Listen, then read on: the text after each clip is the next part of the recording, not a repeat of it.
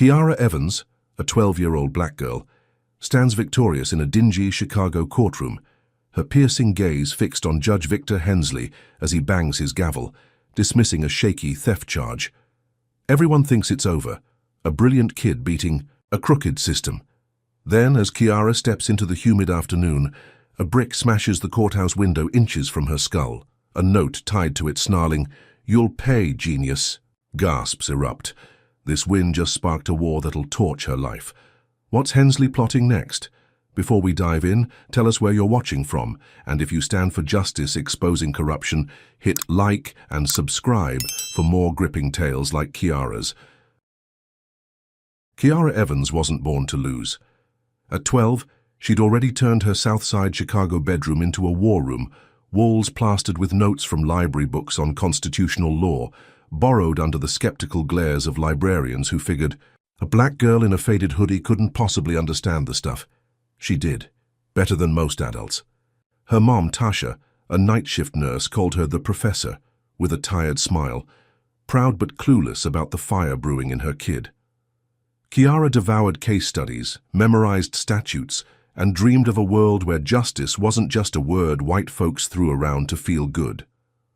That dream got her arrested 3 weeks ago, and it nearly got her killed today.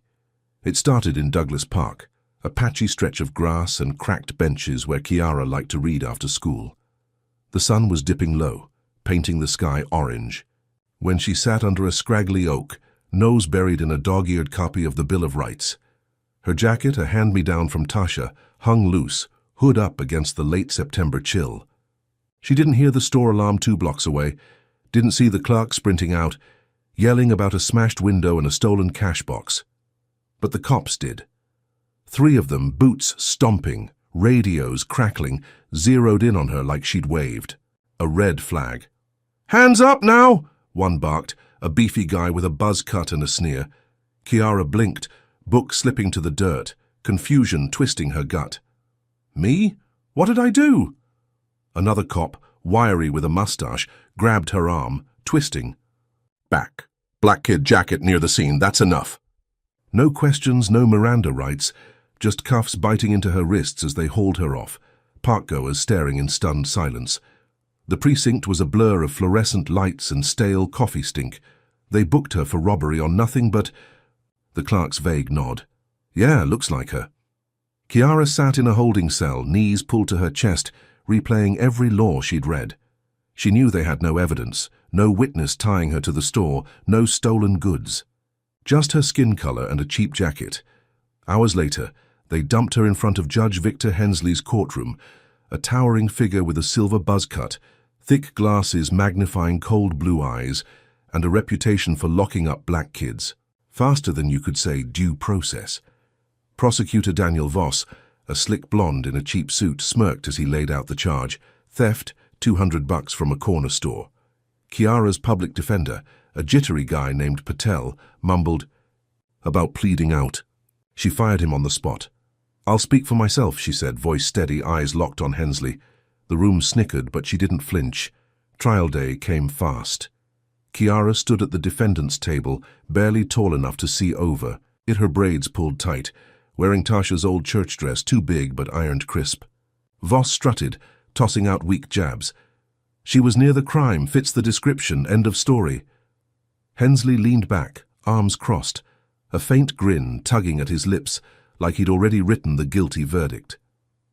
Kiara waited, quiet, letting Voss ramble. Then she struck. "Your Honor, I have evidence," she said, pulling a creased slip from her pocket. A library receipt, time-stamped at 6:32 p.m., when she'd checked out her book. The store got hit at 6:28, half a mile away. "Can't be in 2 places at once," she said, voice cutting through the murmurs. "Unless they think I can fly." The jury shifted, a few nodding. Voss stammered, flipping papers, but he had nothing. Hensley's grin faded, his knuckles whitening around the gavel. "Case dismissed," he growled, slamming it down. Kiara exhaled, Tasha sobbing tears of relief in the back row. She'd won, beat the system with her brain. That was yesterday. Today she's back in Hensley's courtroom, summoned on some vague follow-up. The brick from an hour ago still burns in her mind, the note's threat looping like a bad song. The room's packed, air thick with sweat and tension, wooden benches creaking under restless bodies. Hensley sits high, glasses glinting under flickering lights, his robe crisp like he's posing for a portrait. Voss lounges at his table, picking lint off his tie, smug as ever. Chiara stands alone, no lawyer, no fear, just that fire in her chest. Hensley taps his gavel once, twice, then leans forward, voice low and gravelly. "Well, Miss Evans, you're quite the little star now, aren't you?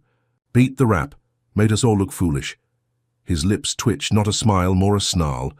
"Let's play a game, truth or lie. You like games, don't you?" The gallery chuckles, a nervous ripple.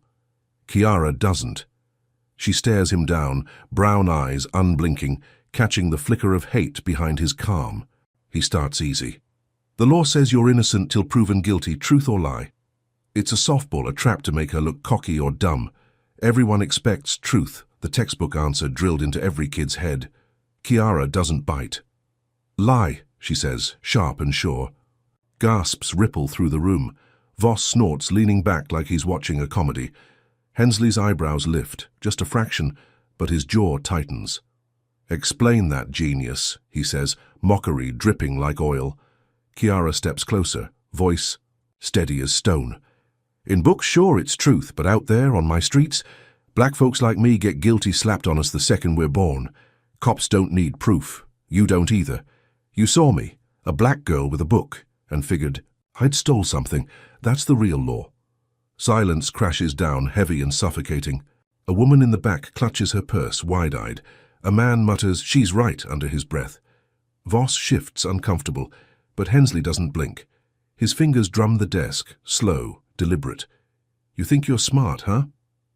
Hensley says, voice dropping lower, a predator sizing up prey. "Smarter than this court, maybe smarter than me." Chiara doesn't answer, just holds his stare, letting him stew. He leans back, adjusts his glasses, and smirks, a thin, nasty curve of his mouth. "We'll see about that. You've got a mouth on you, girl. Made a nice show yesterday. But shows end, and folks don't like uppity kids who don't know their place." His words hang, a warning wrapped in velvet. The gallery stirs, some nodding, others frowning, but Chiara catches the glint in his eye. It's not just anger, it's a promise. She beat him once, humiliated him, a black girl outsmarting his rigged game. He won't let it slide. The hearing ends fast. Hensley bangs the gavel, dismissing her with a curt, "Get out of my court." No charges, no ruling, just that smirk and a lingering stare as she walks out. Tasha waits by the chipped double doors, arms open, beaming like they've won the lottery. "You showed 'em, baby girl," she says, pulling Chiara into a hug that smells of lavender and hospital sanitizer. Chiara nods, forces a smile, but her gut twists. That brick, that note. Hensley's words. She's not safe, not even close. They head home, Tasha chattering about dinner, oblivious to the storm brewing. Chiara glances back at the courthouse, its grey bulk looming under a cloudy sky. Hensley's up there. She knows it, plotting something worse than a lost case. She outsmarted him, sure, but she's 12 black, and alone against a man who's crushed kids like her for sport. The receipt trick won't save her twice. Back in their cramped apartment, Tasha flips on the stove, humming a gospel tune. Chiara sits at the wobbly kitchen table, replaying Hensley's game. Truth or lie? He didn't care about her answer. He wanted her to squirm, to trip, to give him an excuse. She didn't. She hit back, exposed his bias in front of everyone. A judge like him, 50 years on the bench, doesn't take that lying down. Her eyes drift to the window, the street below buzzing with dusk traffic. She beat the system once, but it's not over.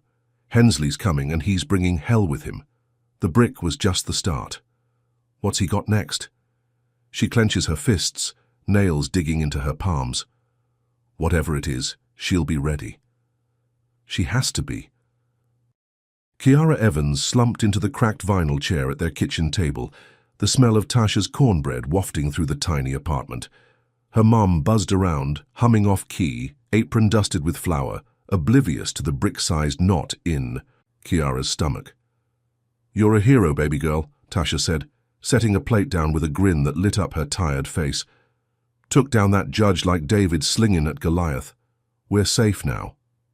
Kiara forced a nod, her mind replaying Hensley's smirk, the brick-shattering glass that scrawled threat. You'll pay, genius. Safe. Not even close. She poked at the golden crust, appetite gone, ears straining for any sound beyond the window's chipped frame. The south side hummed its usual chaos, car horns and distant shouts, but something felt off, like a storm brewing behind the dusk. Tasha flipped the radio on, a gospel station crackling through static, and started washing. Dishes, her back to Kiara. You're gonna be famous, you know that? My little lawyer making the news. She chuckled, suds dripping from her hands.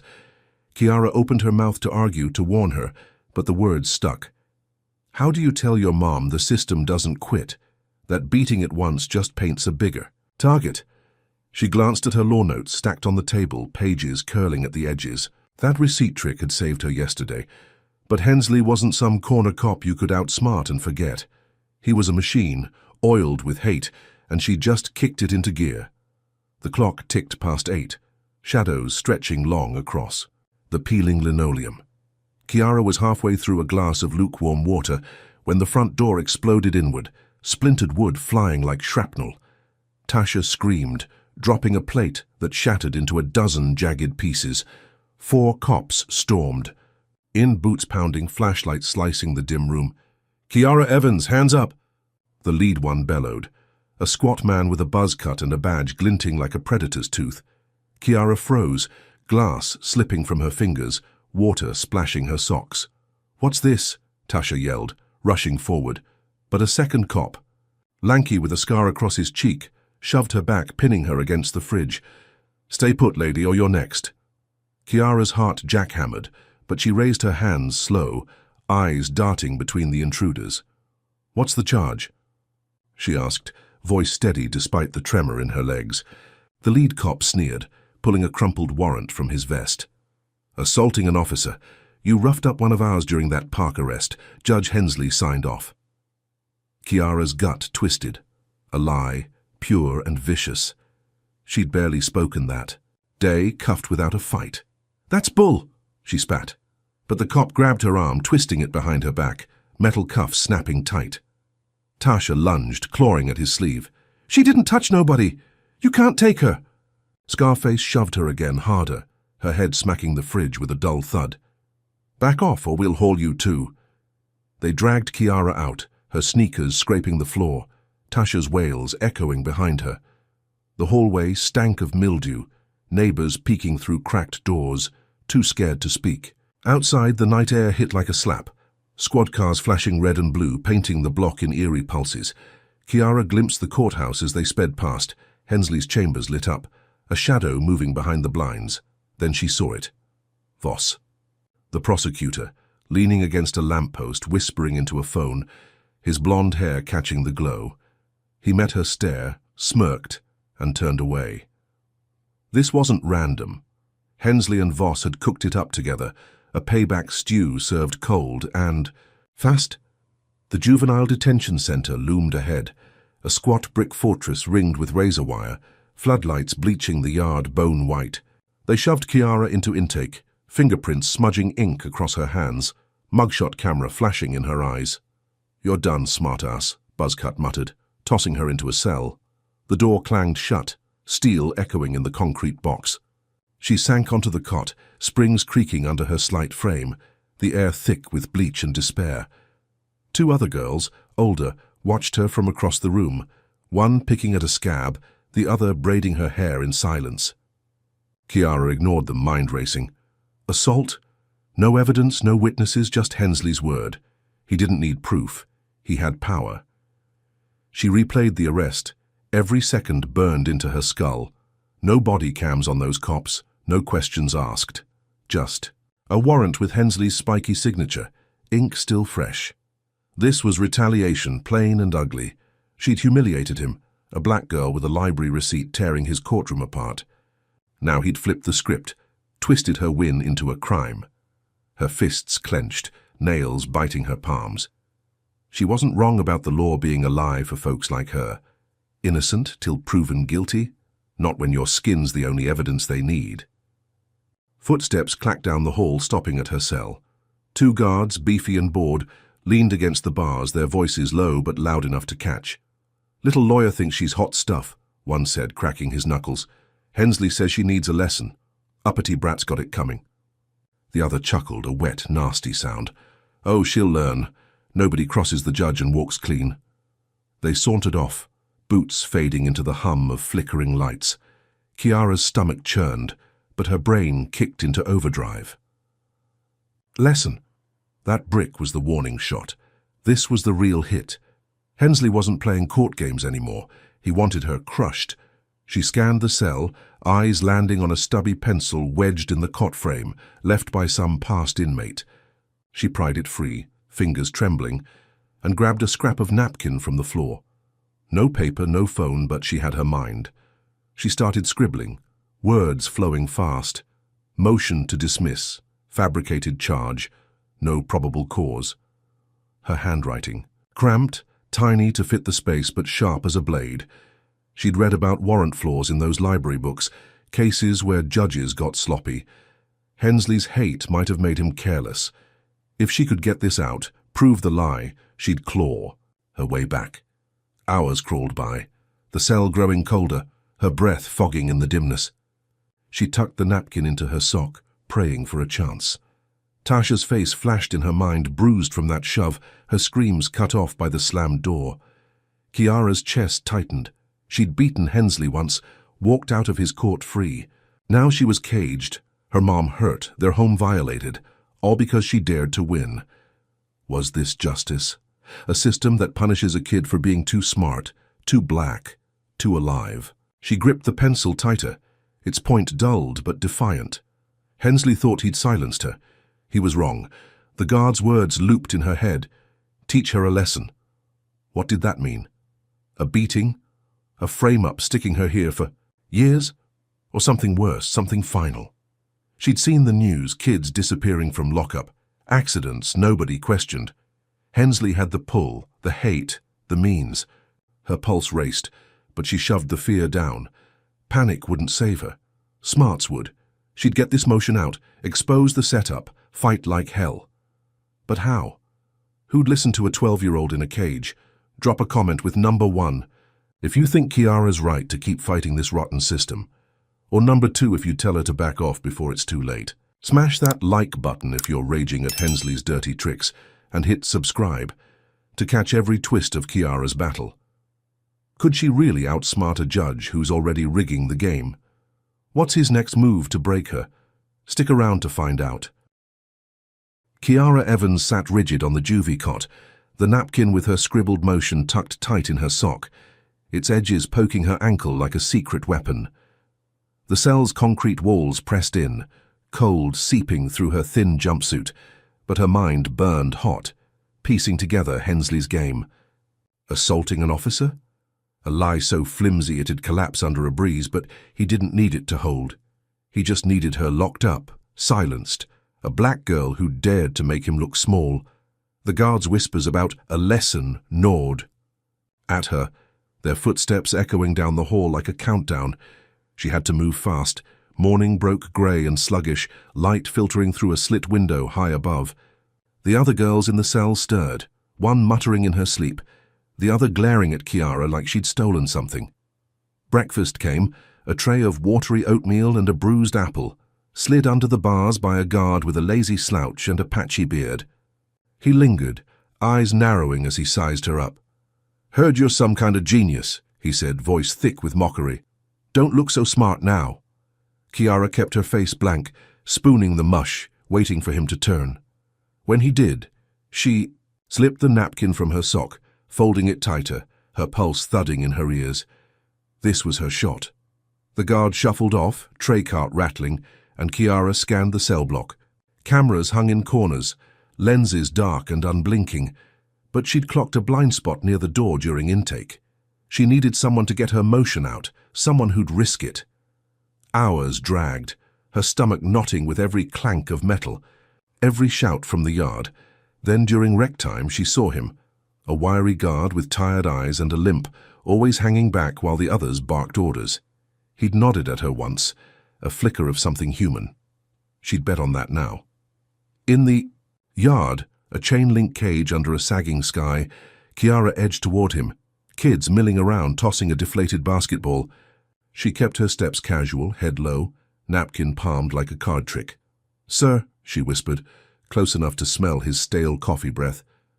"I need a favor." He flinched, glancing at the cameras but didn't yell. "What's a kid like? You want?" he muttered, voice rough but quiet. She pressed the napkin into his hand, quick as a blink. "Get this to the clerk's office. It's my ticket out. Please." His fingers closed around it, hesitation flickering. Then he shoved it in his pocket. "You're crazy, girl," he said, but he limped off without ratting her out. 2 days later, the cell door screeched open. Buzzcut stood there, face twisted like he'd bitten a lemon. "Evans, you're out. Judge's orders." Chiara's heart leapt, but she kept it cool, standing slow, eyes on him. "What changed?" she asked, testing. He snarled, "Don't push it, brat," and yanked her arm, marching her through the maze of bars and bleach-stink halls. The motion worked. She'd cited the warrant's holes. No affidavit, no witness, just Hensley's spite. The clerk must have pushed it up, and Hensley couldn't dodge the heat. Not yet. Outside, the air hit fresh and sharp, late afternoon sun glinting off squad cars. Tasha waited by the gate, tears streaking her face, arms wide. Chiara ran into them, burying her face in her mom's coat, the lavender smell washing away. The cells rot. "You did it again, baby," Tasha sobbed, squeezing tight. "My genius girl." Chiara hugged back, relief flooding her, but her eyes flicked to the street. No bricks this time, no shadows. Maybe Hensley was done, maybe she'd won for real. They walked home, Tasha chattering about rebuilding, Chiara nodding, half listening, that knot in her gut loosening just a thread. Home was still theirs. The door, patched with duct tape from the raid, the kitchen floor scuffed but clean. Tasha cooked spaghetti, the sauce simmering with a tang that filled the cramped space. Chiara sat at the table, flipping through her law notes, the victory sinking in. She'd beaten Juvie, outsmarted Hensley again. The radio played soft, a jazz, station cutting through the night's hum. Tasha hummed along, twirling a spoon, and for a moment it felt normal, safe, like the world had righted itself. Chiara let herself smile, small but real, the first in days. Then came the crash.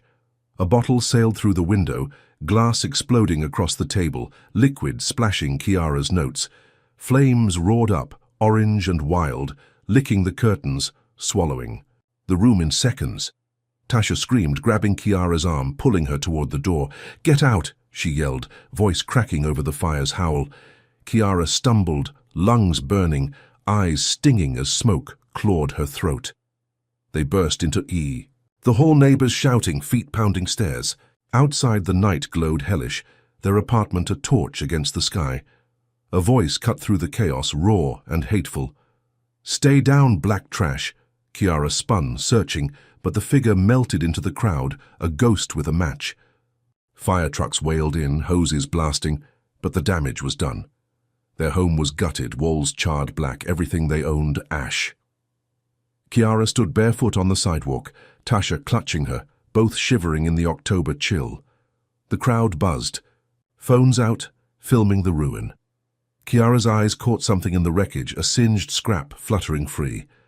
She snatched it before it blew away, unfolding it with trembling hands. 2 letters scrawled in red marker. V.H. Victor Hensley. Her blood turned to ice. This wasn't random. He'd torched their lives.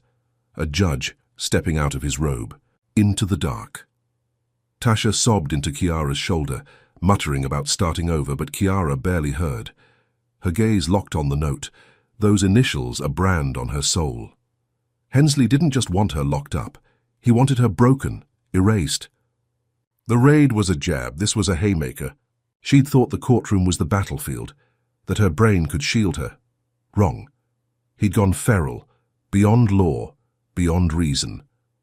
The fire's heat still prickled her skin, but a colder fury bloomed inside. He'd taken her home, her safety, her mom's peace. What next? Her life? She crumpled the note, shoving it into her pocket, mind racing. The guard had helped, the motion had worked, but Hensley didn't blink. He'd escalated from cuffs to flames in a heartbeat. She'd won. Injuvie walked out free, hugged her mom like it was over. Now they were homeless, hunted, because she'd dared to fight. Tasha's voice broke through, shaky but firm. "We'll figure it out, Kiara. We always do." Kiara nodded, jaw tight, but her eyes burned with something new. Not fear, resolve. Hensley thought fire would stop her. He didn't know her at all. The crowd thinned, sirens fading, leaving them under a streetlight's flicker. Kiara replayed every move. The receipt, the motion, the brick, now this. Hensley wasn't just a judge anymore. He was a monster, claws out, no rules.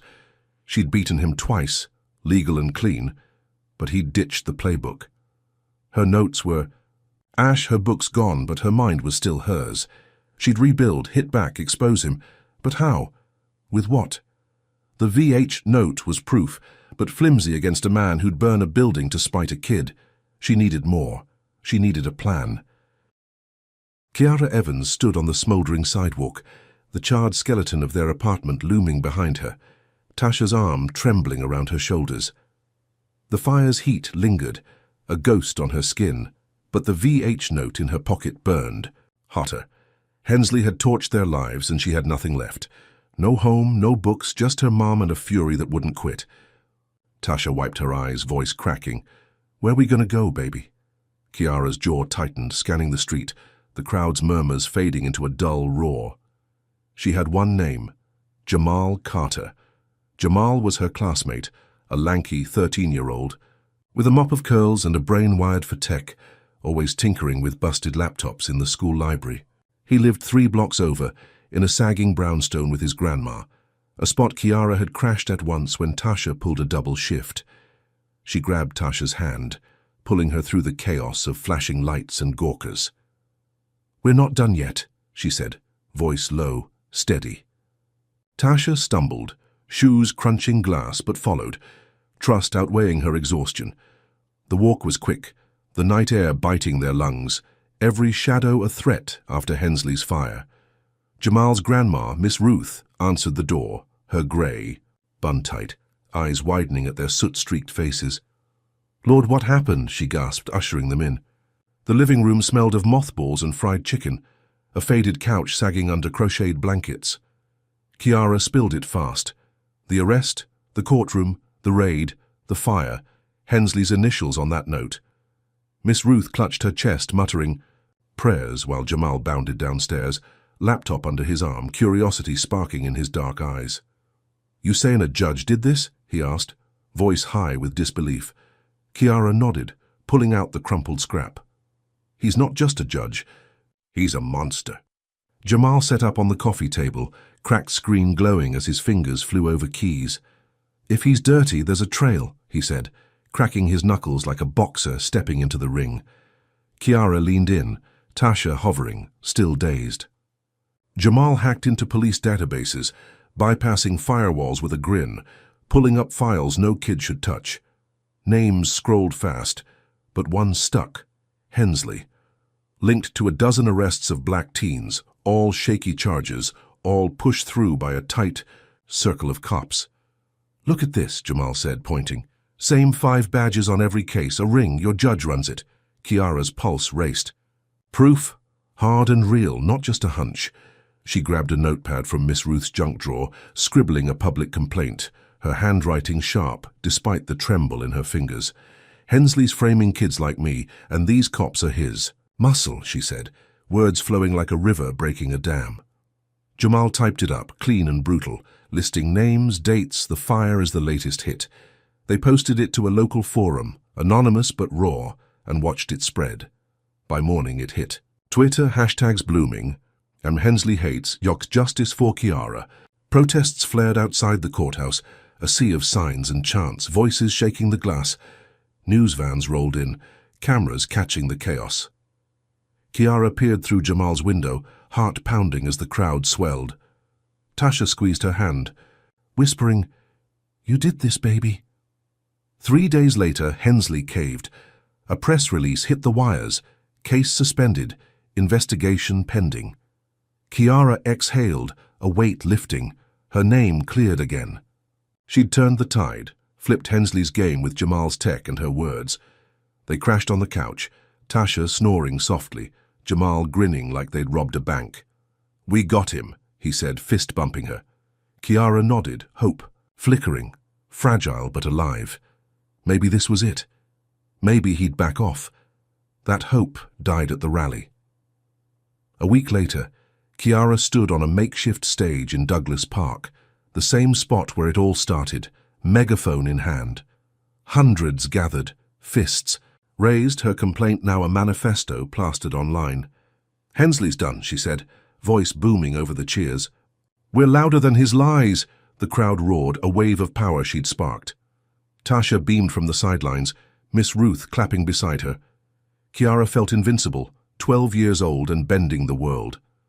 Then a crack split the air, sharp and wrong.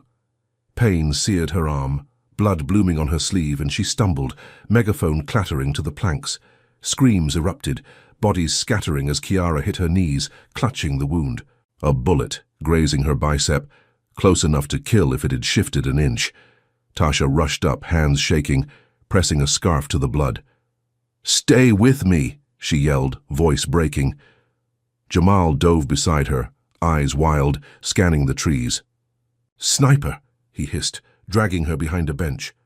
The park emptied fast, shoes pounding grass, but a phone rang in Kiara's pocket, buzzing against her thigh. She fumbled it out, blood slicking the screen, and answered. A voice rasped through. "Low and cruel. Hensley says hi." Click. Silence.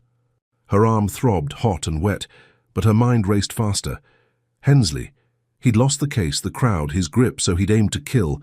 Not a brick, not a fire, a bullet with her name on it. Tasha sobbed, tying the scarf tighter while Jamal cursed, kicking the bench. "He's insane," he said, voice shaking. Kiara stared at the phone, the call's echo sinking in. The rally was her win, her voice shaking his throne, and he'd struck back harder, deadlier. She'd thought public pressure would cage him. Wrong. He was hunting her now, no rules, no limits. Blood dripped onto the grass, staining the earth where she'd once read in peace. The crowd was gone, sirens wailing closer. But Kiara's eyes burned, locked on the horizon. Hensley had power, sure, but this, a sniper in broad daylight.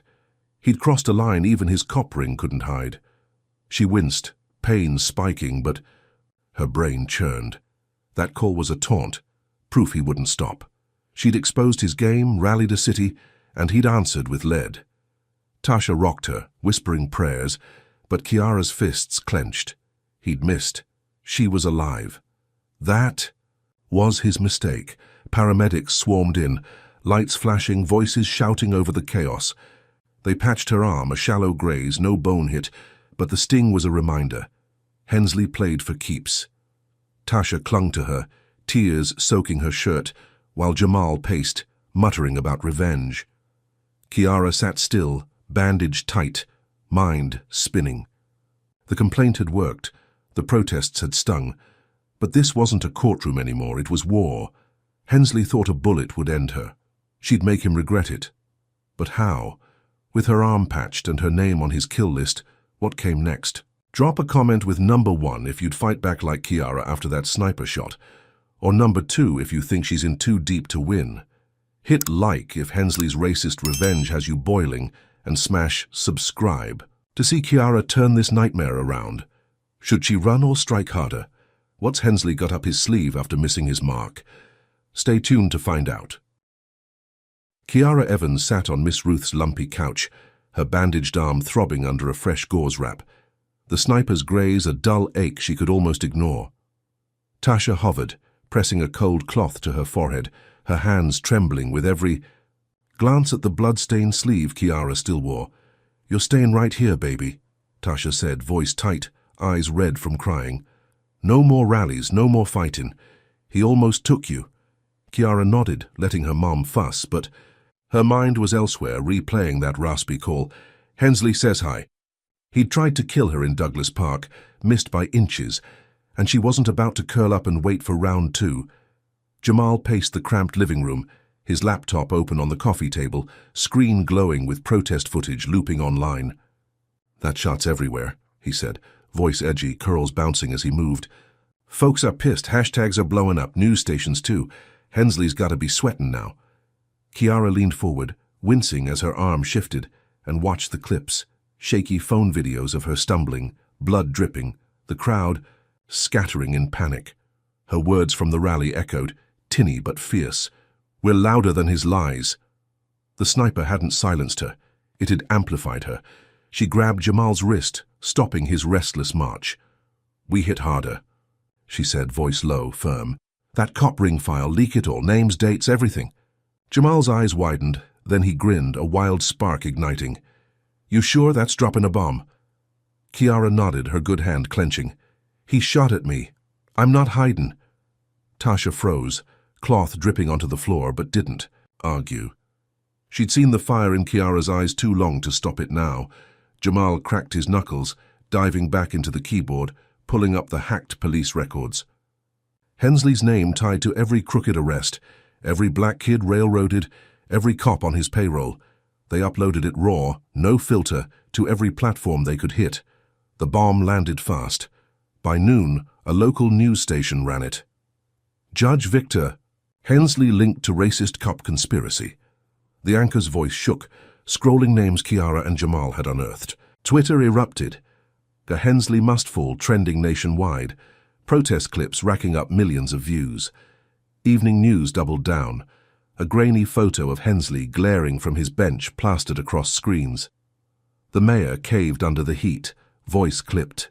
In a press conference, "We're launching a full investigation. Judge Hensley is suspended effective immediately."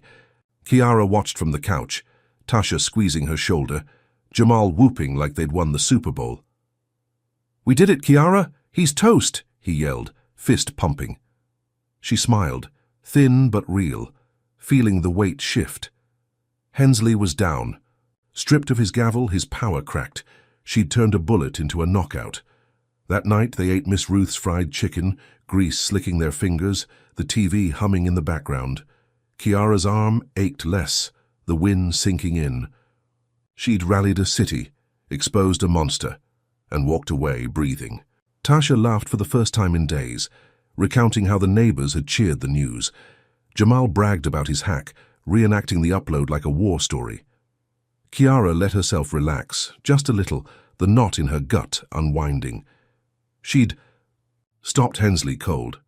Maybe she was unstoppable, a 12-year-old genius bending the world with her brain and a borrowed laptop. Maybe this was the end. Then the door crashed open. 6 cops stormed in, guns drawn, boots stomping Miss Ruth's faded rug. Tasha screamed, dropping a drumstick, while Jamal scrambled back, laptop clattering to the floor. Kiara stood, heart slamming. Good arm raised as Buzzcut from Juvie stepped forward, cuffs glinting. "Kiara Evans, you're under arrest," he barked, voice thick with glee. "Murder in the first degree." The room spun, Tasha lunging at him, clawing air. "She's a kid. What are you talking about?" A second cop, wiry with a buzzed head, shoved her down, pinning her to the couch. "Back off, lady, she killed a witness." Kiara's knees buckled, but she caught herself, mind racing. "What witness? I didn't kill nobody." Buzzcut smirked, yanking her arms back, cuffs snapping tight despite her bandage. "Tell it to the judge, genius." They dragged her out, Tasha's wails piercing the night, Miss Ruth shouting curses from the porch. The squad car idled, lights flashing, and Kiara glimpsed prosecutor Daniel Voss leaning against it, suit crisp, a smug grin splitting his face. "Hensley suggested we dig deeper," he said, loud enough for her to hear, his tone dripping venom.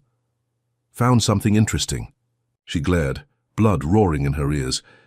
But they shoved her into the back seat, door slamming shut. The precinct was chaos, cops swarming, radios crackling.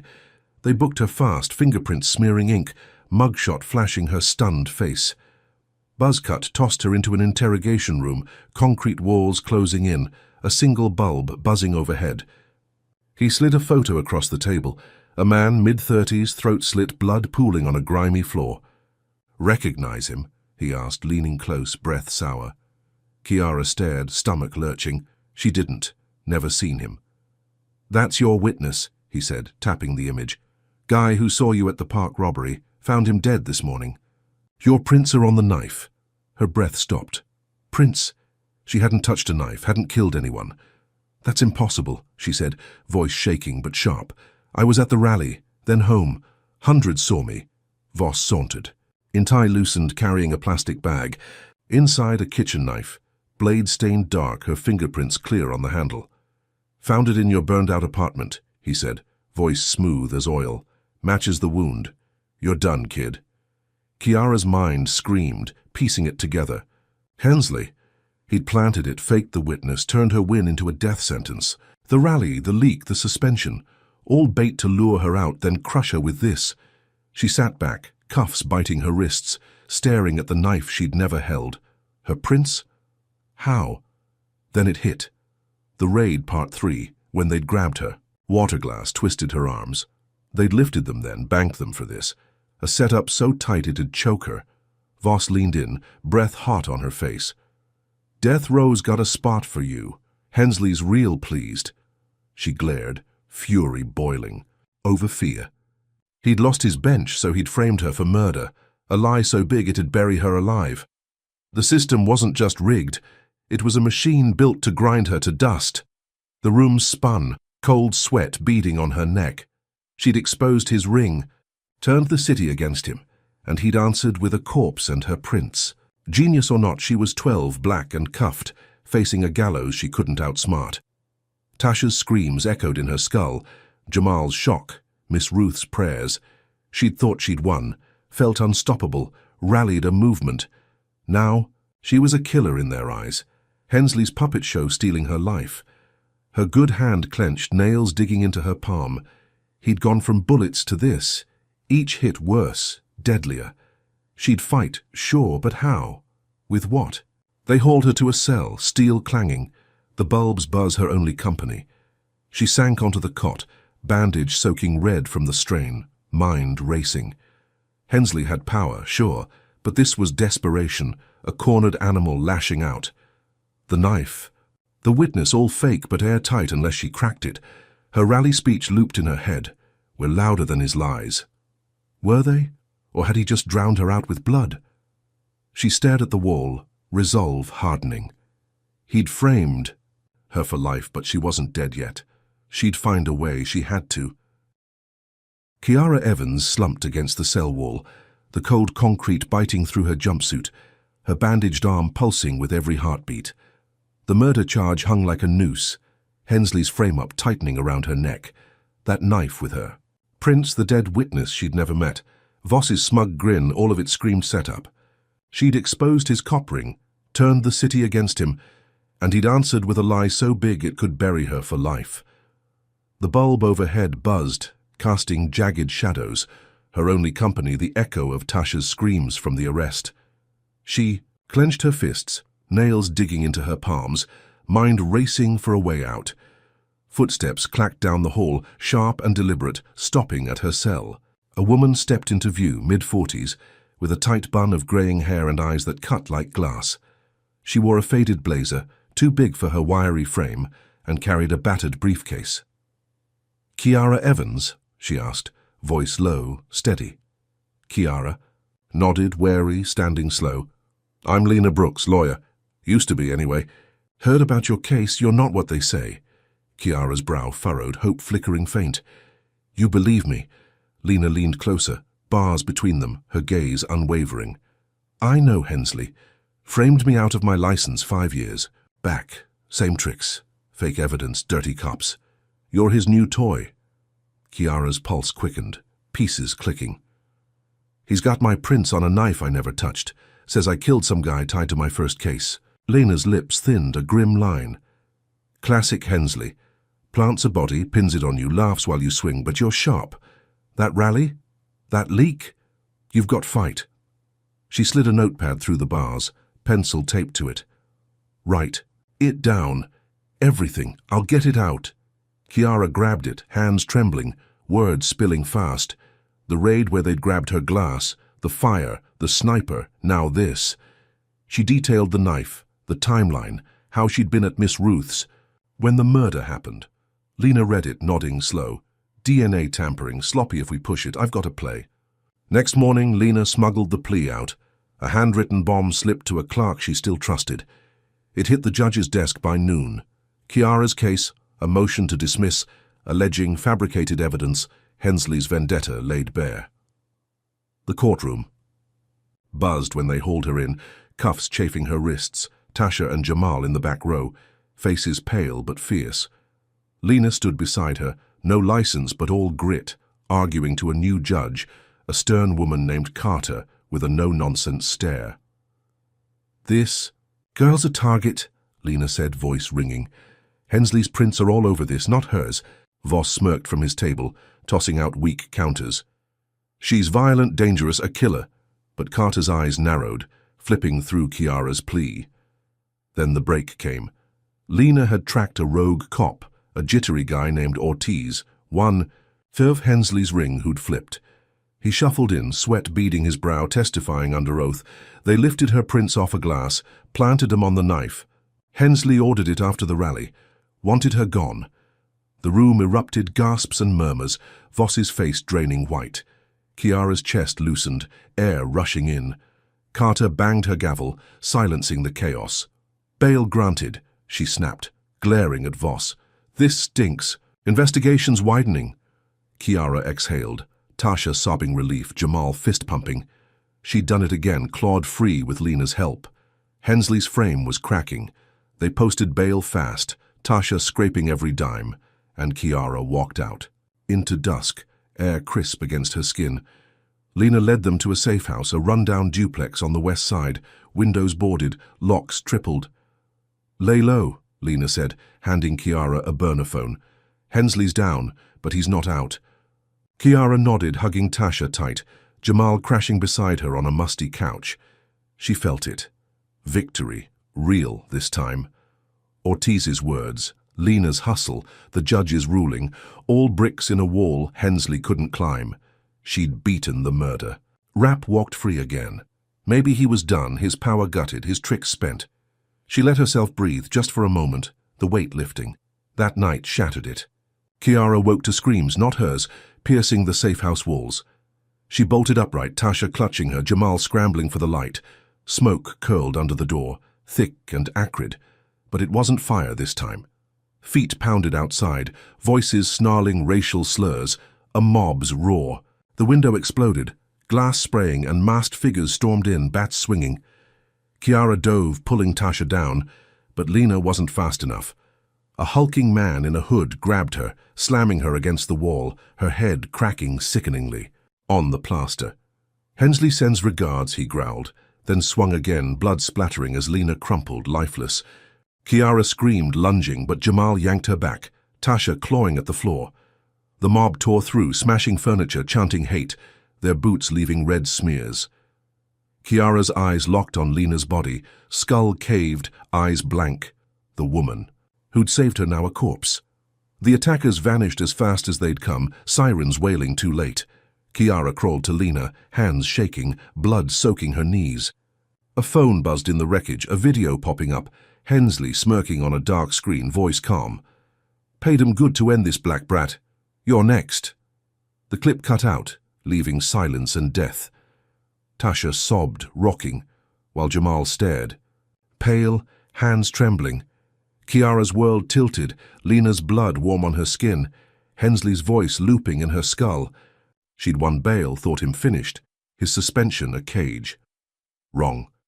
He'd hired a mob, killed her ally, turned victory to gore. The safe house reeked of iron and splintered wood, a tomb for her hope. He wasn't just a judge or a monster, he was a hydra, cutting one head, sprouting two.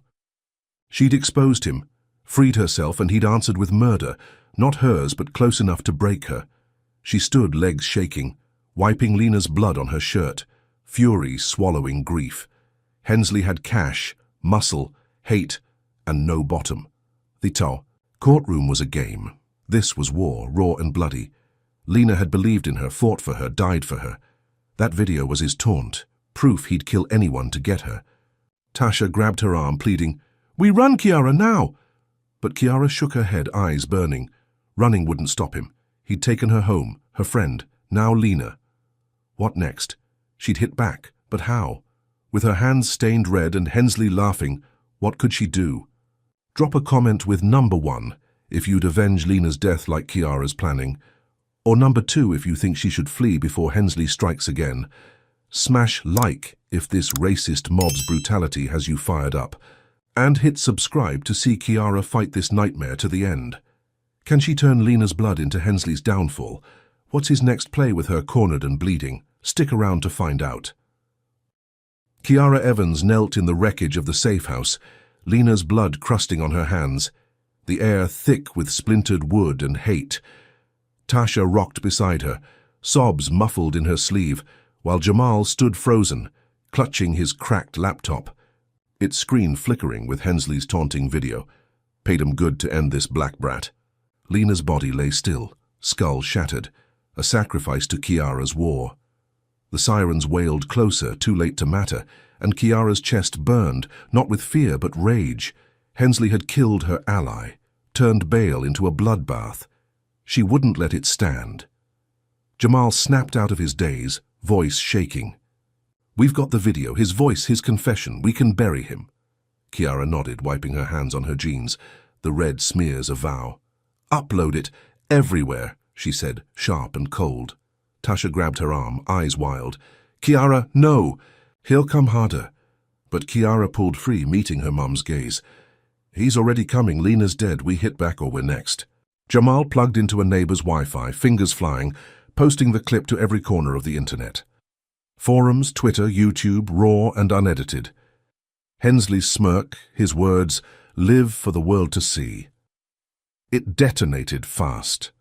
By dawn, Chicago roared awake, the video viral, millions of views stacking up. Protests erupted, not just in Douglas Park but across the city, crowds choking streets, fists pounding air.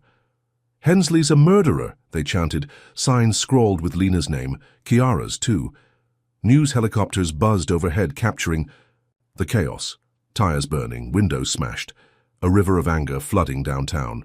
Social media lit up, Hensley kills trending globally, the clip replaying on every screen. Kiara watched from Miss Ruth's window, Tasha pacing, Jamal refreshing stats. 10 million hits, he whispered, awed. They're raiding his house now. Live feeds showed it. Hensley's pristine Lincoln Park mansion trashed, protesters tearing down gates, spray-painting killer on his walls. Cops swarmed, batons swinging, but the mob was too big, too furious. By noon, the mayor's voice crackled on TV, face pale. Victor Hensley is terminated from the bench, effective immediately. Charges pending. Kiara's lips twitched, a ghost of a smile. Fired, exposed. His empire crumbling under her strike. Jamal whooped, slamming the table. "We did it, Kiara. He's gone." Tasha hugged her, tears soaking her shirt, whispering, "You're unstoppable, baby." Kiara let herself believe it just for a second, the weight of Lena's death lifting a fraction. She'd turned blood into a blade, cut Hensley down. Maybe this was the end. Then the city turned on her. Dusk fell and a curfew slammed down, but only on black neighborhoods, South Side, West Side locked tight. Cops in riot gear rolled out, Hensley's cronies, their badges glinting under streetlights. Helicopters thumped low, spotlights raking. Streets, voices booming. "Stay inside or face arrest." Kiara peeked through the blinds, gut twisting. This wasn't random. Hensley's ring, still loyal, flexing muscle even with him out. Protests downtown thinned, but here, it was a cage, her people trapped. Tasha clutched her hand, whispering, "They're punishing us for you." Kiara nodded, silent, fury simmering. She'd won, sure, but he'd flipped the board again. Night. Deepened. The brownstone quiet. Miss Ruth snoring upstairs. Kiara sat with Jamal, mapping next moves, when the back door creaked. She spun, heart lurching, but it was too late. Masked men burst in, black-clad, silent, moving like wolves. Tasha screamed, lunging for Kiara, but a brute with a scarred hand grabbed her mom, wrenching her arms back. "Kiara Evans," he growled, voice muffled through a ski mask. "You're coming with us." Jamal swung a lamp, cracking it on a thug's shoulder, but another slammed him down, boot pinning his chest. Kiara kicked, clawing, but Scarhand tossed Tasha aside, leaving a note on the floor. Surrender or she dies. Tasha's sobs cut off as they dragged her out, vanishing into the dark. Kiara froze, note in hand, Jamal groaning beside her. The room spun, the curfew's choppers a dull roar outside. Hensley, fired, cornered, but still pulling strings. He'd lost his bench, his name, so he'd taken her mom, turned chaos into a chokehold. She'd sparked riots, brought him down, thought she'd won. Now Tasha was gone, a pawn in his endgame. Jamal staggered up, blood trickling from his lip. "We'll find her," he said, voice raw. Kiara nodded, crumpling the note, resolve hardening. She'd exposed him, sure, but he'd escalated to kidnapping, no limits left. She had to move, fast. They slipped out, dodging cop patrols, curfew lights slicing the night. Jamal knew a spot, an abandoned warehouse by the river, rusted and forgotten. It stank of oil and rot, but it was off the grid. Kiara's burner buzzed as they crept inside, an unknown number flashing. She answered, breath held, and Hensley's voice rasped through, calm as death. "Smart move, girl, that video. Cost me my house, my job. Now it's your turn." A click, then Tasha's scream, faint but real. Kiara's knees buckled, phone slipping, but she caught it, rage steadying her. "Where is she?" she yelled. Hensley chuckled, low and wet. "Warehouse on Pulaski. Come alone or she's meat." Jamal grabbed her arm, eyes wide. "It's a trap, Kiara. He'll kill you both." She shook him off, jaw tight. "He's got my mom. I'm going." The warehouse loomed ahead, a hulking shadow under a moonless sky, windows black as voids. Kiara slipped through a busted gate, heart hammering, every creak a threat. Inside, the air was damp, metal groaning overhead. Hensley stood in the center, no robe, just a grey suit, silver hair glinting under a flickering bulb. Tasha knelt beside him, wrists bound, a gun pressed to her temple. His blue eyes locked on Kiara, a grin splitting his face. "For your genius ends here," he said, finger twitching on the trigger. Kiara's stomach dropped, Tasha's whimpers slicing her raw. The riots, the video, her win, all ash now. Hensley had lost everything, but he'd turned it into this. Her, mom, a gun, a checkmate. She'd thought the city's rage would crush him, that firing him would end it. Wrong. He'd flipped chaos into control, his cop ring enforcing a curfew, his goons snatching Tasha, her fists clenched, nails biting flesh. She'd brought him down, sure, but he'd risen uglier, deadlier. "Let her go," she said, voice steady despite the quake in her chest. Hensley tilted his head, gun steady. "Surrender, and maybe I will." The warehouse echoed, river lapping outside, a faint hum of choppers circling the locked-down city. Kiara's mind raced. No notes, no hacks, just her and him. She'd sparked a revolution, turned his world to rubble. Thought she'd caged him.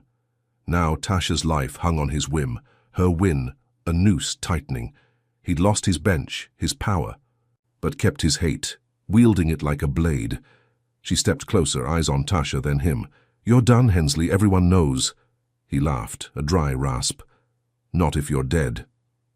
The gun pressed harder, Tasha flinching, and Kiara's world narrowed to that barrel. What now? Kiara Evans stood in the cavernous warehouse, the rusted floor slick under her sneakers, Hensley's gun glinting against Tasha's temple. The air stank of river rot and oil, the bulb overhead flickering like a dying pulse.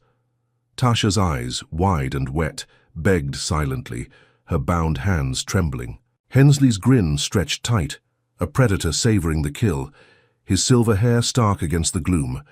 "Surrender or she's meat," he repeated, voice a low growl, finger brushing the trigger.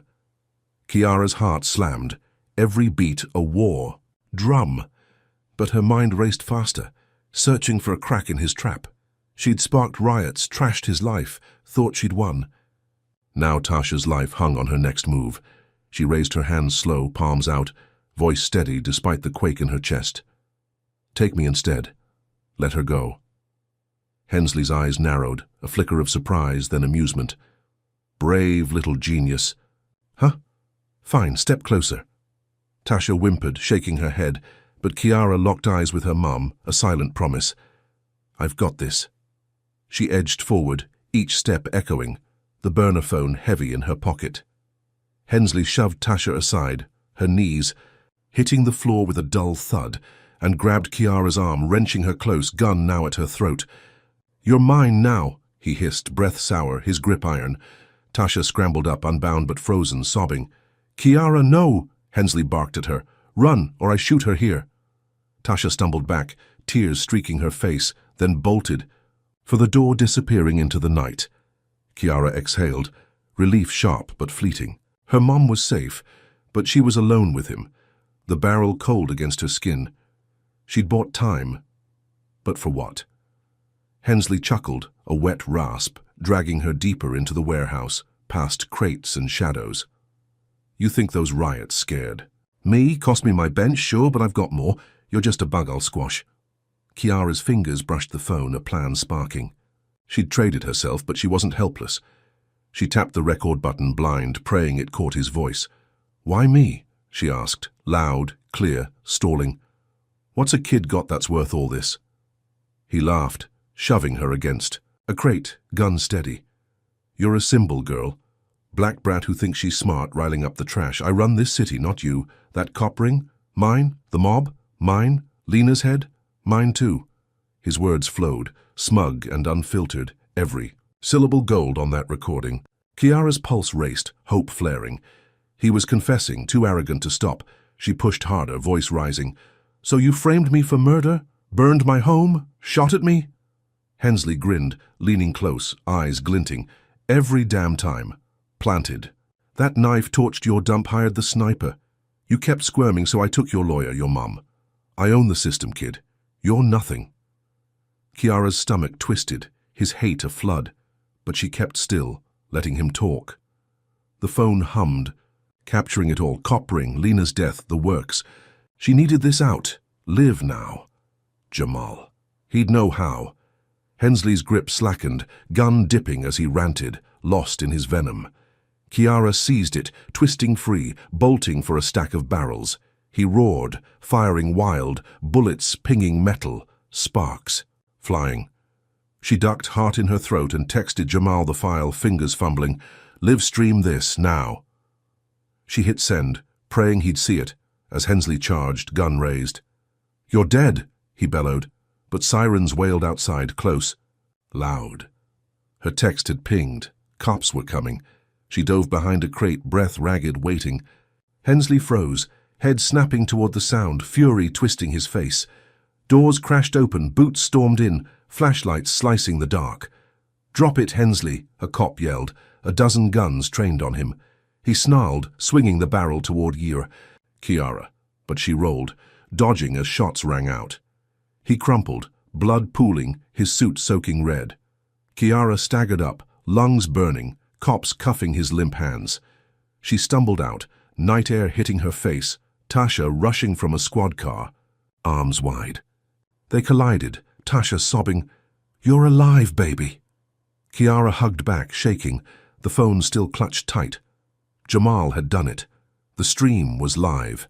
She checked it, screen glowing, millions watching, Hensley's confession looping, his voice damning him. Comments flooded. He's done. Justice for Kiara. The city's rage reignited, protests flaring anew.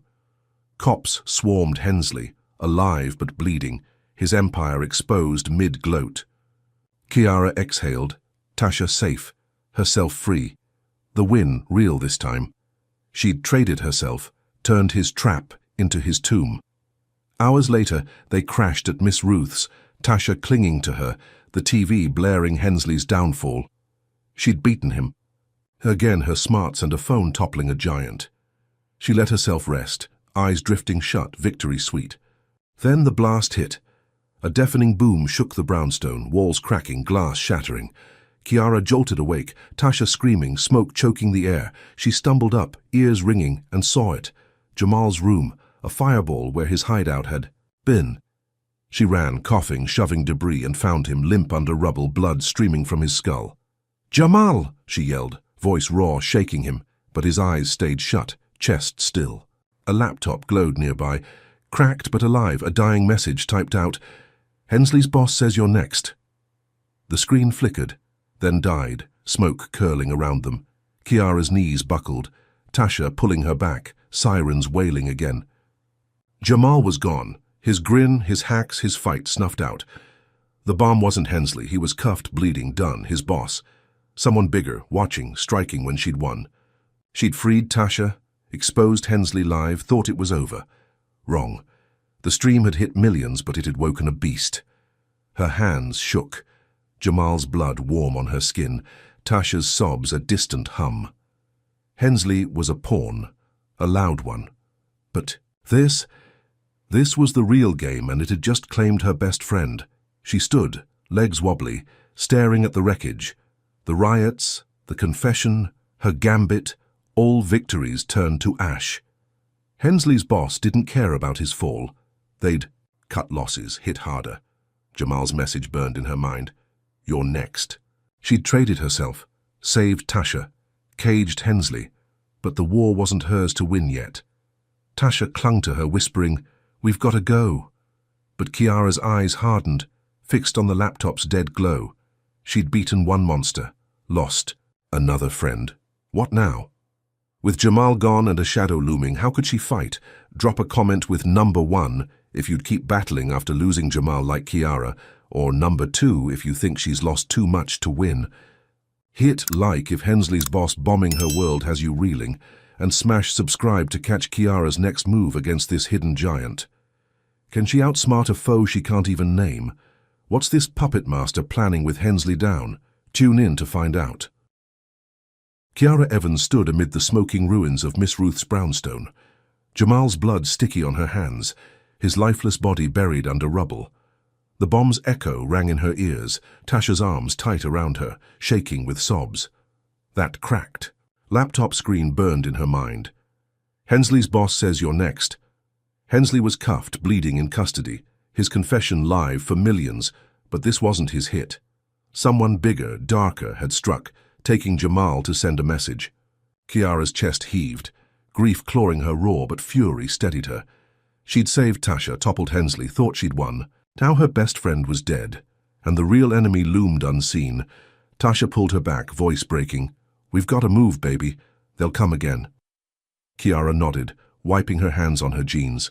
The red smears, a silent vow. Sirens wailed. Closer. Fire trucks weaving through the curfew-locked streets. But she couldn't stay. Jamal's files, his hacks, were her lifeline now. She grabbed the laptop, its casing split but hard drive humming, and slipped out with Tasha dodging flashing lights. They hit a new safe house, a basement squat in Inglewood, damp and dim, a friend of Miss Ruth's offering it up. The air stank of mildew, but it was off the grid, safe for now. Kiara set the laptop on a wobbly card table, Tasha hovering, her nurse hands bandaging Kiara's grazed arm from the blast. "You're all I've got left," Tasha whispered, tears streaking her face. Kiara squeezed her hand, silent, then powered up the machine. Jamal's work glowed on screen, folders labeled Hensley Deep Dive, timestamps from weeks back. She clicked, heart-pounding, and found gold, a network map, judges, CEOs, cops, all linked to Hensley. Names she didn't know, power players. In Chicago and beyond, a shadow system rigging cases, framing kids like her, profiting off broken lives. Jamal had cracked it wide open.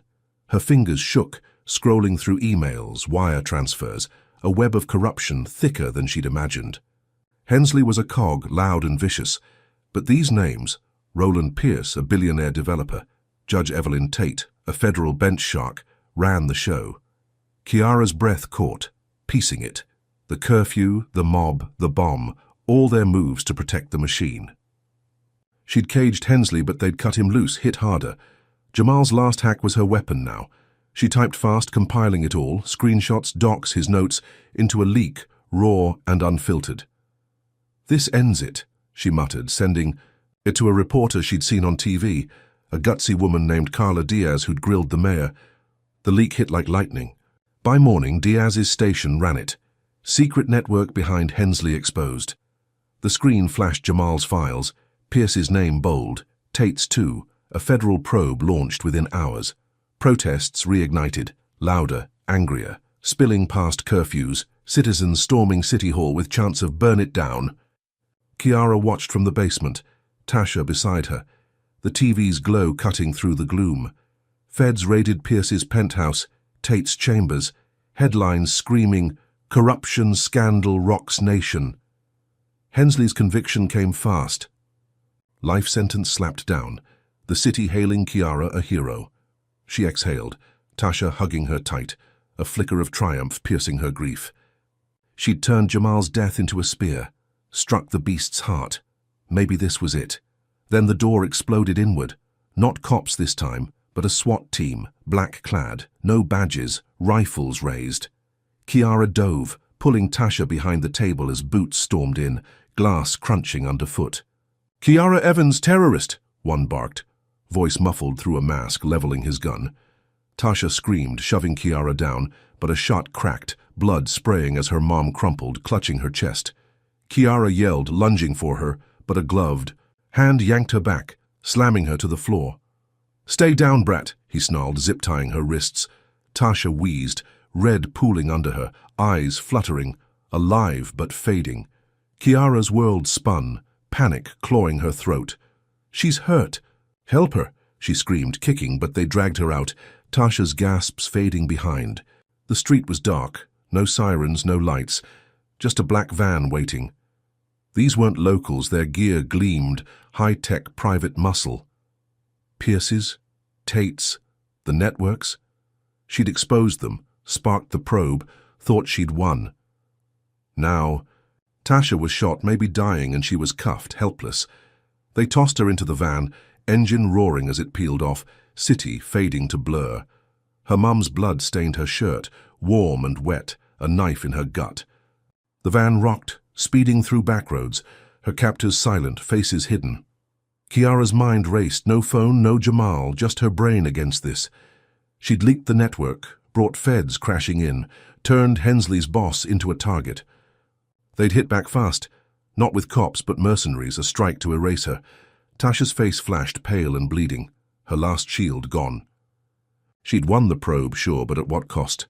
Her best friend dead, her mum shot, herself nabbed. The van slowed, a warehouse looming, different from Hensley's, colder, industrial. They hauled her out, shoving her inside, concrete biting her knees. A figure waited, tall, suited, no mask, his face sharp and unfamiliar. "Kiara Evans," he said, voice smooth, clipped. "You've been busy." She glared, wrists aching, blood pounding in her ears. "Who are you? Pierce's dog?"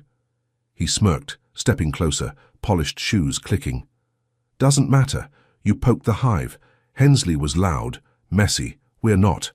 He nodded, and a thug dragged in a TV, flicking it on. News replaying her leak, feds storming offices, her name a hero's chant. "Nice work," he said, dry. "Too bad it ends here." Kiara's stomach dropped, Tasha's fate a black hole in her mind. She'd exposed the network, turned Jamal's death into a federal firestorm, thought she'd broken them. Wrong. They'd shed Hensley like dead skin, sent this crew to finish her. The man paced, calm, untouchable, his goons fanning out. "Your mum's a bonus," he said, glancing at her stained shirt. "Collateral." Kiara lunged, stopped by a rifle butt to her gut, doubling her over, gasping. She'd won, sure, but they'd flipped it, taken Tasha, cornered her. Her eyes burned, resolve stealing. She'd escape, find her mum, fight. But how? The warehouse hummed, machines whirring somewhere deep, a faint city pulse outside. Kiara coughed, tasting blood, mind churning. The probe was live, feds closing. In, but these weren't cops she could outsmart. Mercenaries paid to kill, no rules. She'd turned Hensley's world to ash, exposed his bosses, thought justice would shield her. Now Tasha was bleeding, maybe dead, and she was next. Her wrists strained against the ties, pain sharpening her focus. She'd beaten one layer, lost everything for it. This was the real war, and she was alone. What now?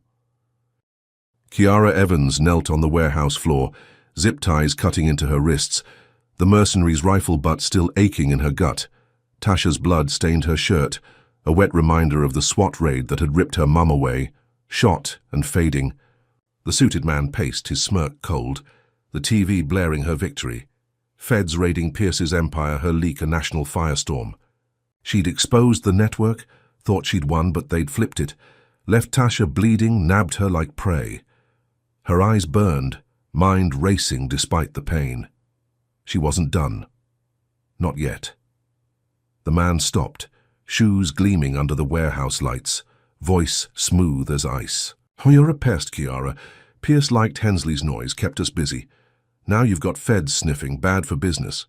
She glared, coughing blood onto the concrete, tasting iron. "Good," she spat, voice hoarse. "Rot in jail." He laughed, a dry chuckle, nodding to a thug who hauled in a laptop, pristine military grade. "You're smart," he said, tapping the screen. "Hack this. Find Pierce's dirt, or we finish your mom." Kiara's stomach lurched, Tasha's wheeze echoing in her skull. She had no choice. They cut her ties, shoving her to the table, rifles trained on her back. The laptop glowed, a maze of encrypted files, Jamal's tricks her only guide. Her fingers trembled, but she typed fast, cracking firewalls, sweat beading her brow. She found it. Pierce's ledger. Millions funneled to judges, cops, private muscle, a nationwide net framing black kids, poor kids, anyone they could crush. Her breath. Caught scrolling names, dates, a blueprint of evil. She slipped a USB from her sock, Jamal's last gift, copying it blind, praying they didn't see. The man loomed, impatient. "Enough. Send it to Pierce. Now." Kiara nodded, faking compliance, but rerouted it to Carla Diaz, the reporter. With a tag, "Pierce's empire, live this." She hit enter, heart slamming as the thug yanked her back, cuffing her again. The man checked the screen, smirked. Good girl. He didn't know. Minutes ticked, the warehouse humming, her pulse a drumbeat. Then his phone buzzed, his face twisting. "What the hell?" he snarled, glaring at her. The TV flipped channels. Diaz's voice cutting through. Breaking. Roland Pierce's corruption exposed. Live evidence from an anonymous source. Kiara's leak, streaming. Pierce's stock tanking on screen. Protests paralyzing Chicago. The man roared, smashing the phone, but Kiara grinned, blood streaking her teeth. "Oh, you're done," she said, voice steady. He lunged, fist raised, but a thug grabbed him. "Boss, we've got to move. Feds are close." They dragged her out, van roaring to life, city a blur of lights and chaos. She'd hacked their core, turned their threat into her strike, thought she'd won again. Protests swelled, Pierce's name a curse, his empire crumbling under her blow. Tasha was out there, hurt but alive. Feds closing in. Maybe this was it, the network's end. Then, the sky screamed. A drone, black and sleek, swooped low, a missile streaking from its belly. The van swerved too late as the blast tore through, metal shredding, heat swallowing her scream. Kiara flew, slamming pavement, ears ringing, vision blurring. Smoke choked her lungs, flames licking the wreckage, her captors' bodies twisted in the ruin. She crawled, wrists still cuffed, pain spiking every inch, alive by a hair. The drone circled, a predator's hum, then vanished, leaving silence and ash. She staggered up, coughing blood, the city's glow dim through the haze. They'd tried to kill her, erase her strike. She stumbled to the safe house, legs shaking. Englewood's shadows her shield. Tasha's friend, a wiry guy named Marcus, gaped as she burst in, cutting her free, bandaging her cuts. "You're a ghost," he muttered, handing her a cracked phone. She checked the news, heart-stopping. Kiara Evans dead in explosion. Terrorist suspect. Pierce's spin, her funeral staged, clips of a burned body, someone else, flashing. On screen. The network had faked it, turned her win to dust, labeled her a villain. Hensley walked free that night, new evidence clearing him, smirking on TV, his release a slap. Kiara's knees buckled, Marcus catching her, the phone clattering. Her leak had worked, sure, crashed Pierce's stock, sparked probes, but they'd flipped the board. Tasha was in a coma, rushed from the raid, machines beeping her life away, News saying collateral damage. Kiara's chest caved, grief swallowing rage. She'd hacked their secrets, exposed Pierce, thought she'd broken them. Now she was dead. Her mom dying, Hensley loose, the network rewriting reality. Marcus paced, muttering about cops circling, but Kiara sat still, eyes on the phone's dead screen. She'd won the battle, lost everything else. What now? The basement was a tomb. Damp walls pressing in, Marcus's footsteps a faint pulse. Kiara's mind churned, replaying the drone, the blast, Tasha's fall. Jamal's tools had cracked the network, her leak had stung, but they'd shed her like a snake's skin turned her into a ghost. Hensley's smirk on TV burned her raw, his freedom a taunt. She'd thought feds would end it. Justice would hold. Wrong. They'd escalated, drones and lies, a war she couldn't fight, cuffed and dead. Her hands clenched, nails biting flesh. Tasha was out there, machines breathing for her, and Kiara was alone. How could she strike back? She grabbed Jamal's USB, plugged it into Marcus's old desktop, its fan whirring loud. The files glowed, Pierce's empire mapped, but deeper. Names beyond Chicago, a national cabal, untouchable. She'd exposed one head, but the hydra grew. More. Her leak had hurt, sure, crash stocks brought heat, but they'd countered with death real and fake. Tasha's coma was their warning, Jamal's bomb their flex, her funeral their checkmate. She'd thought she'd won, turned the city against them. Now she was a shadow, her mom a breath from gone, Hensley laughing. She stood, resolve. Hardening, pain sharpening her edge. She'd fight, find Tasha, end this, but with what? Kiara Evans sat in the dim Inglewood basement, the cracked desktop screen casting a faint glow on her bruised face, Jamal's USB humming with the network's secrets. Tasha lay in a coma miles away, machines breathing for her, Hensley free on. New evidence, and Kiara dead to the world after the drone strike. Pierce's empire teetered, her leak sparking federal raids, but the network had flipped it, faked her demise, and left her a ghost. Her hands shook, Tasha's blood still staining her shirt, but her eyes burned with resolve. She'd exposed them, lost everything, thought she'd broken them. Now she'd end it, alone or not.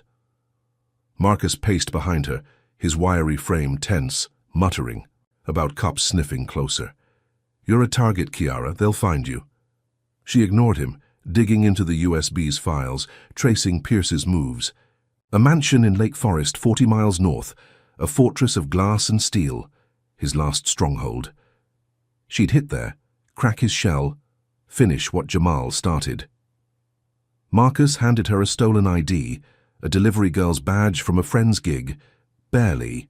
Legit, but enough. You're crazy, he said, voice low. Kiara pocketed it, standing, legs steady despite the ache. Crazy's all I've got left. The drive was silent. Marcus behind the wheel of a beat-up sedan.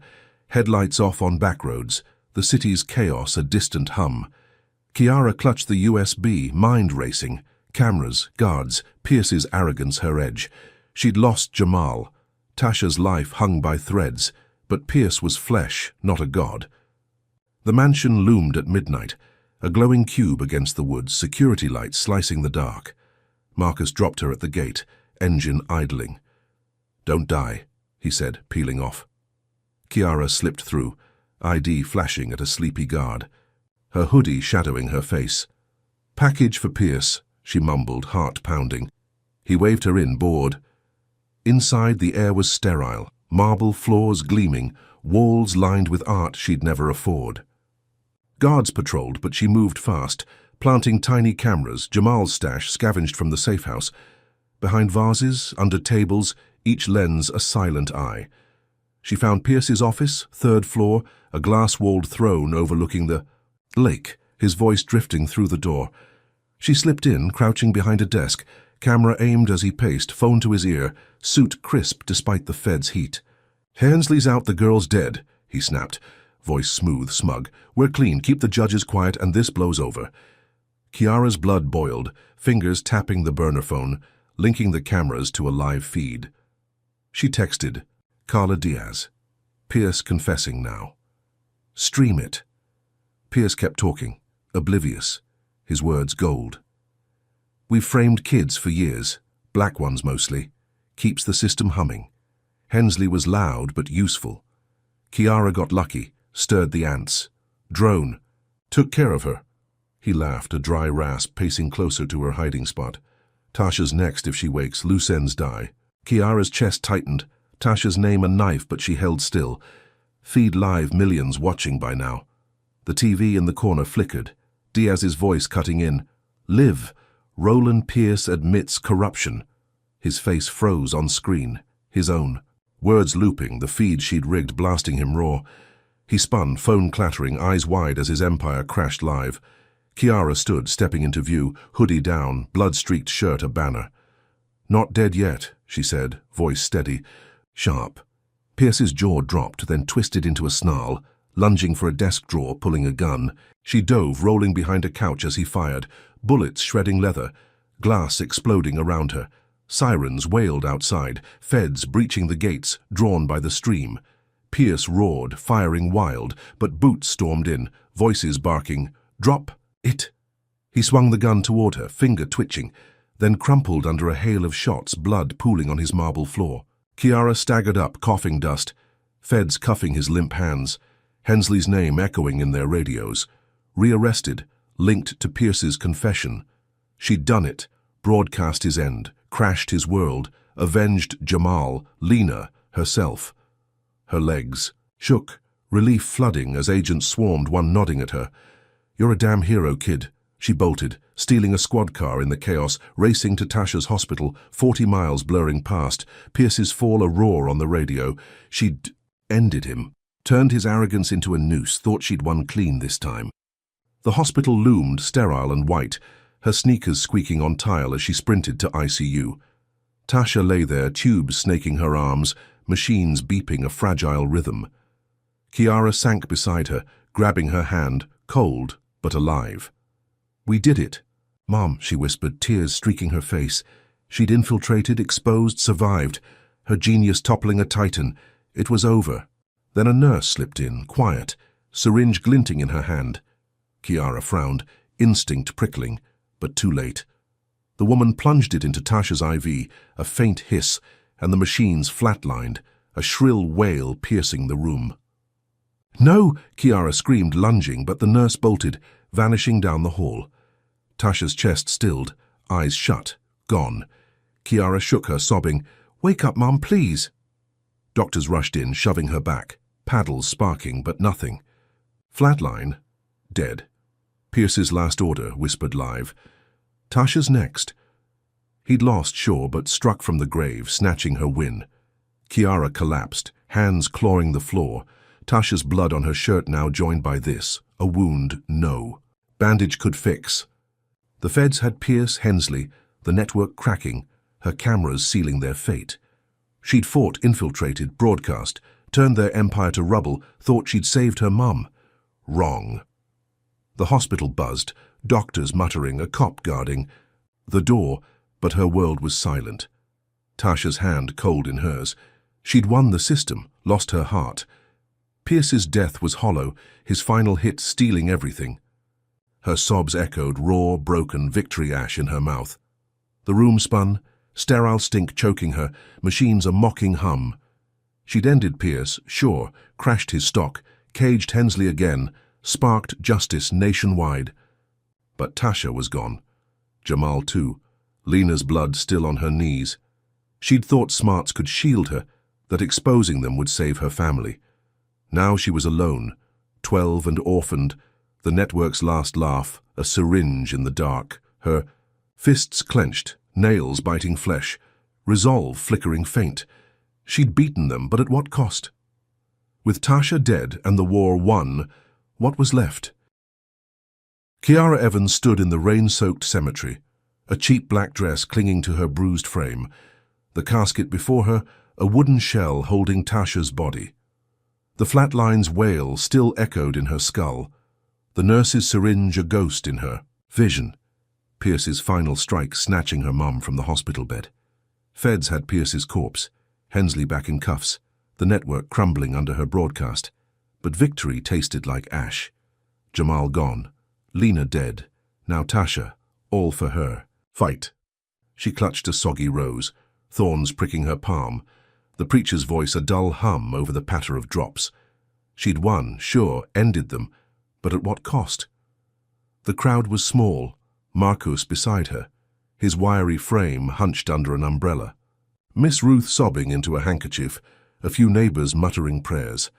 No cameras, no protests, just silence and mud.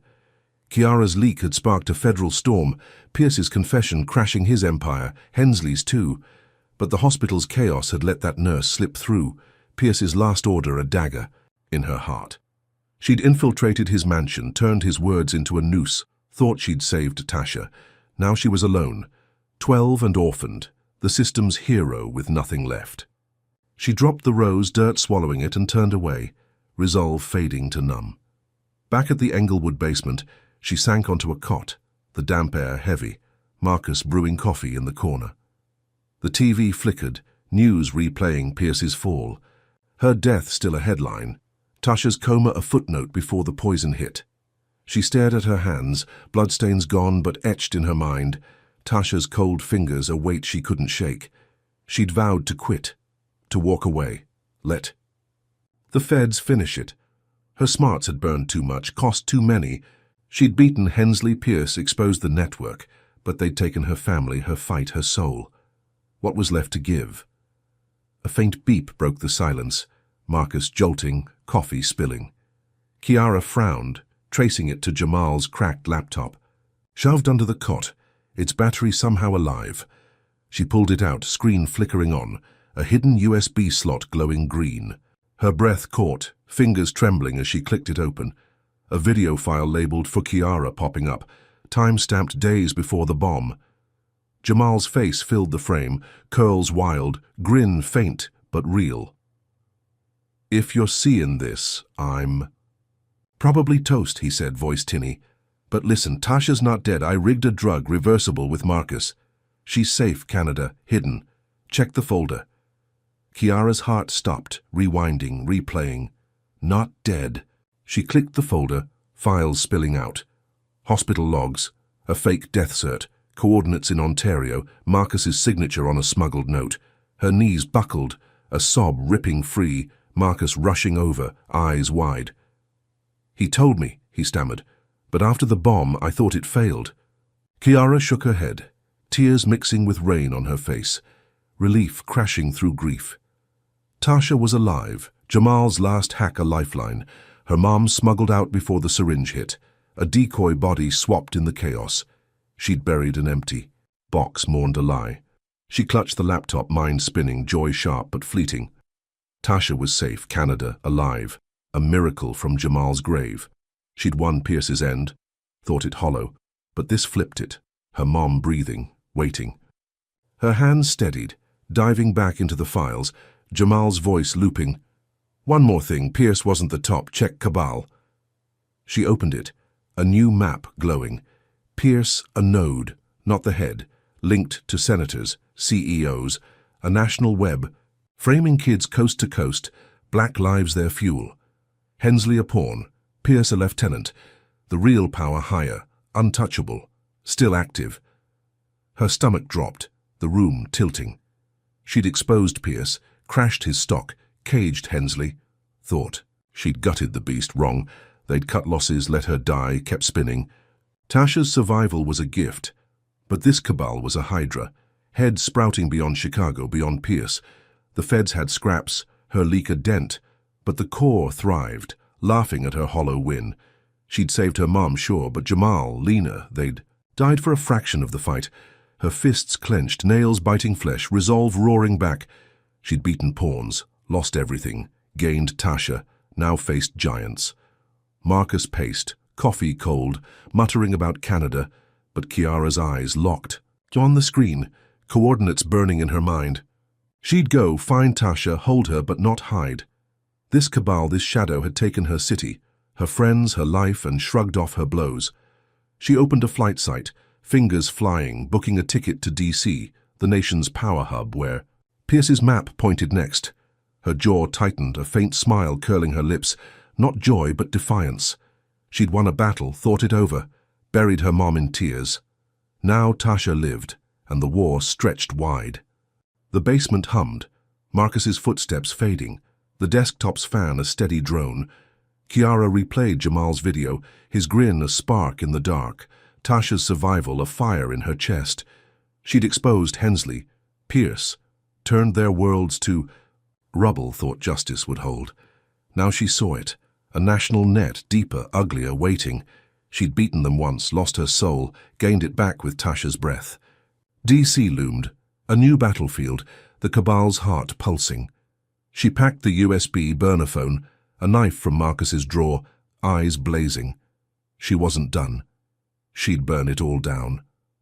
The rain eased outside, city lights glinting through cracked blinds, a faint pulse of life beyond the war. Kiara stood, dress shedding mud, Tasha's face alive in her mind, Jamal's voice a vow. She'd fought Hensley's hate, Pierce's greed, thought she'd ended it, mourned a lie. Now the truth hit, a bigger fight, a shadow stretching far, her spark the match to light it. She'd lost one, lost again, gained everything in a twist. The ticket glowed on screen, DC calling, the ending just a start. She'd face them, smarter, fiercer, and this time she'd win it all.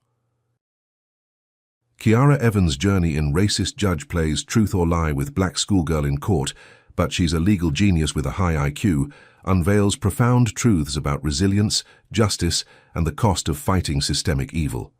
Her story teaches us that brilliance can shine even in the darkest corners, as a 12-year-old black girl outsmarted a corrupt judge and a sprawling network with nothing but her mind and grit. Yet, it's a brutal reminder that intelligence alone isn't a shield. Kiara's victories came at the expense of Jamal, Lena, and nearly Tasha, showing how racism's claws dig deep, sparing no one. The tale hammers home the power of persistence. Each time she fell, she rose, turning losses into weapons, from library receipts to live streams. But it also exposes the Hydra-like nature of injustice. Cutting off Hensley and Pierce revealed a national cabal, proving evil adapts when cornered. Courage, too, emerges as a double-edged sword. Kiara's defiance saved lives but painted targets, a lesson in the risks of standing tall. Finally, hope flickers through despair.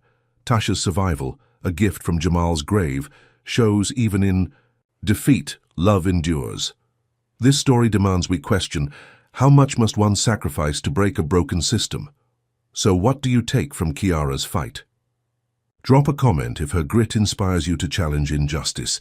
Hit like if her story fuels your fire. And subscribe to catch more tales of unbreakable spirits. Share this if you believe truth can topple tyrants. Thanks for joining Kiara's War. May you find strength to face your own battles and light in the shadows ahead.